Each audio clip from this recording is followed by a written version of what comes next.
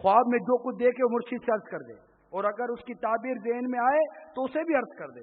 بے ضرورت و بے اذن مرشد سے علیحدہ نہ ہو، مرشد کی آواز پر اپنی آواز بلند نہ کرے اور با آواز اس سے بات نہ کرے، اور باقدر ضرورت مختصر کلام کرے اور نہایت توجہ کے ساتھ اس کے جواب کو سنیں۔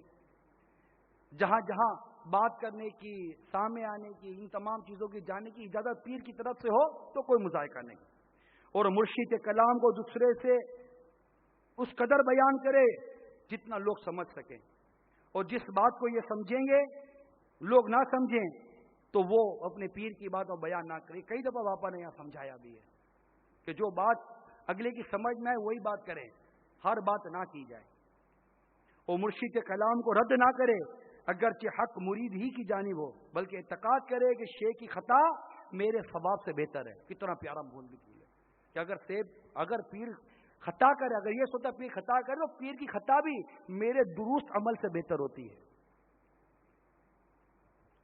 جو کچھ اس حال میں ہو برا یا بھلا، جو کچھ کا حال ہو برا یا بھلا، اسے مرشد سے عرض کر دے، کیونکہ مرشد طبیب قلبی ہے، اطلاع کے بعد اس کی اصلاح کرے گا۔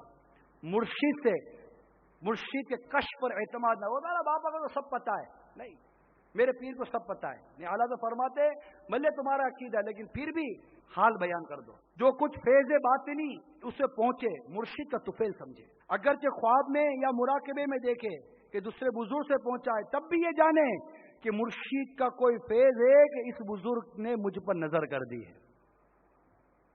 یہ سارے حقوق بیان کیے، ٹھیک ہے۔ اعلیٰ حضرت سوال پوچھا کہ یہ سب کیا ہے؟ میرے آقا علیہ فرماتے تمام حقوق صحیح ہیں، ان میں بعض قرآن عظیم، بعض احادیث شریفہ، بعض کلمات علماء، بعض ارشادات اولیاء سے ثابت ہیں، اور اس پر خود واضح ہیں جو بیعت کے معنی سمجھتا ہوگا۔ اکابر نے اس سے بھی زائد آداب لکھے ہیں، لیکن حضرت فرماتے ہیں اتنوں پر ہی عمل کر لے، اور اس پر عمل وہی کرے گا جسے اللہ توفیق عطا کرتا ہے۔ تو میرے میٹھے میٹھے پیارے پیارے اسلامی بھائیوں، یہ کتاب میں آپ کو دکھانا چاہ رہا ہوں، آداب مرشد کامل۔ ہر اسلامی بھائی کے پاس یہ کتاب ہونی چاہیے، یہ مکمل 5 حصے ہیں، تو یہ ہر مرید کو چاہیے۔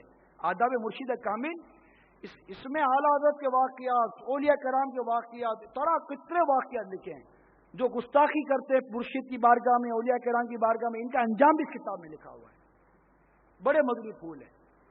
تو اللہ تعالی ہم سب کو امیل سنت کی برکت عطا فرمائے، ہم سب کو کامل مرید بنا دے، آمین، بجاہ النبی الامین صلی اللہ تعالی علیہ وآلہ وسلم۔